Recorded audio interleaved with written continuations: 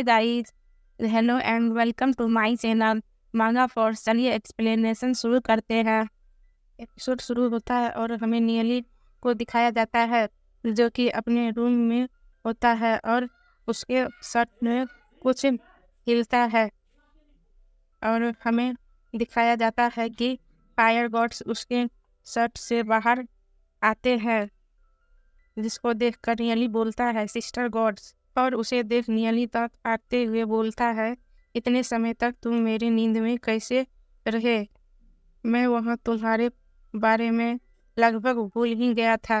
मेरे बॉडी के लिए इम्पीरियल द्वारा एडमिटेड और बहुत ही कल्टीवेशन है। बाहर की तुलना में अपनी स्लीव में हेवन एनर्जी एडवांस करना कई गुना तेज है।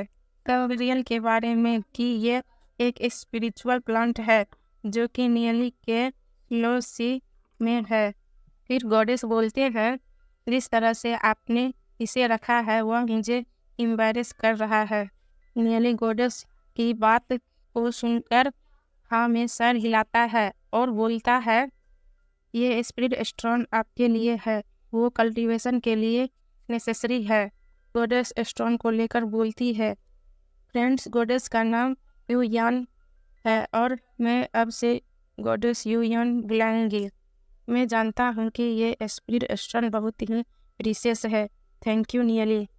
फिर नियली हंसते हुए बोलता है सिस्टर यूयान बहुत पोलाइट बोल रहे हैं। आप देख सकते हैं कि कैसे मैं सिर्फ एक व्यक्ति की बीमारी ठीक करके 500 स्पिरिट स्टोन कमाने में कामयाब रहा। फ्यूचर में अधिक पेशेंस की हेल्प से मैं और अधिक स्पिरिट स्टोन प्राप्त करने में एबल है।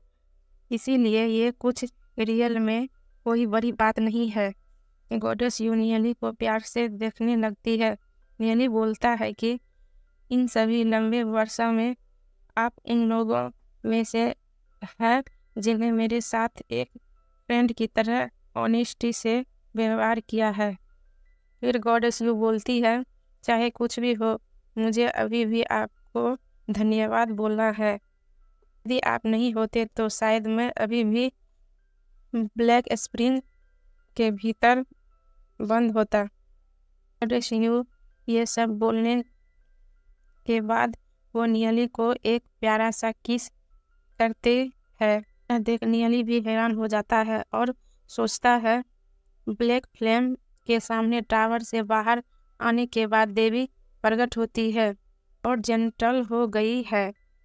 या शायद किसी को कहना चाहिए वह अधिक ह्यूमन बनकर सामने आती है। देर हो रही है, मैं सबसे पहले कल्टीवेशन शुरू करूँगा गॉडेस सिस्टर।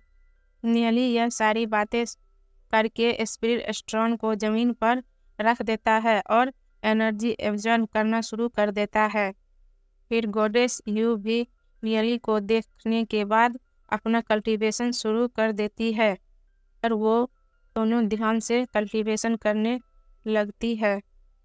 फिर हमें दिखाया जाता है कि स्पिरिट स्टोन खत्म होने लगता है। यह देख नियली बोलता है इतना फास्ट तरीके से वास्तव में एक संपूर्ण स्पिरिट स्टोन से हेवन एनर्जी मेरे हेवन सागर में प्रवेश करने के बाद कोई रिएक्शन नहीं होती है। फिर वह दूसरा स्टोन रखता है और कल्टीवेशन करना चालू कर देता है। नियली के फिर से इतनी सारी एनर्जी को एब्जॉर्ब करने के बाद उसमें उसके सोल साइड में जो प्लांट है उसमें कली निकलने लगता है।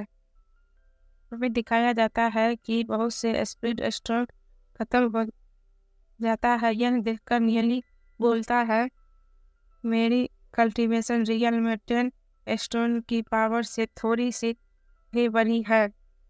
यह सब वेल द्वारा सोख लिया गया है। हालांकि मुझे नहीं पता है यह रियल में क्या है, फिर भी इस वेल को मेरी बॉडी का हिस्सा माना जा सकता है। यह कम से कम इस शरीर हेवन ऊर्जा की बर्बादी नहीं है। फिर नियली पुराने स्टोन को बगल कर देता है और एक नया स्पिरिट स्टोन रख देता है। मैंने सोचा था कि 200 या 300 स्पीड स्टोन मेरे लिए काफ़ी समय तक टिकने के लिए पर्याप्त है। इस रेट पर ऐसा लगता है कि उनका यूज बहुत ही जल्द होगा। फिर नियली आंखें बंद करके सोचता है कि क्या मैं तब तक हेवनली को पार कर पाऊंगा।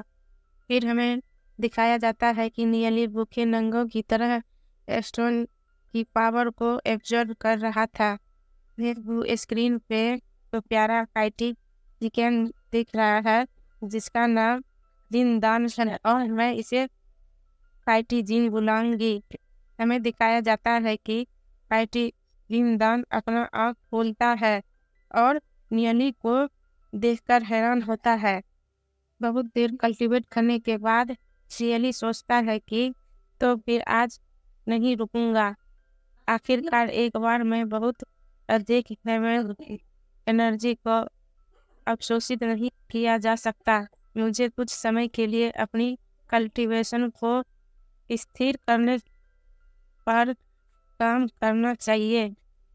करेंटली मेरा कल्टीवेशन लेवल लगभग 4 स्टार लीजेंड रैंक के बारे में है। एक बार जब मैं लीजेंड रैंक के पिक पर पहुंच जाऊंगा तो मैं हेवनली तक पहुंचने में एबल हो जाऊंगा। करेंटली में मेरा कल्टीवेशन लेवल लगभग 4 स्टार लीजेंड रैंक के बराबर है। भारी भाग तक पहुंचने के बाद कल्टीवेशन पूरी तरह से एक अलग लेवल पर होगी। थोड़ी देर बाद जब आँख खोलता है तो संभावना देखकर हैरान हो जाता है।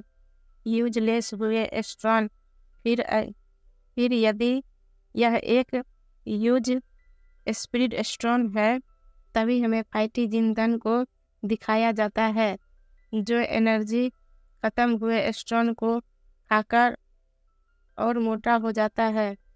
और यहीं पे हमारा एपिसोड एंड होता है।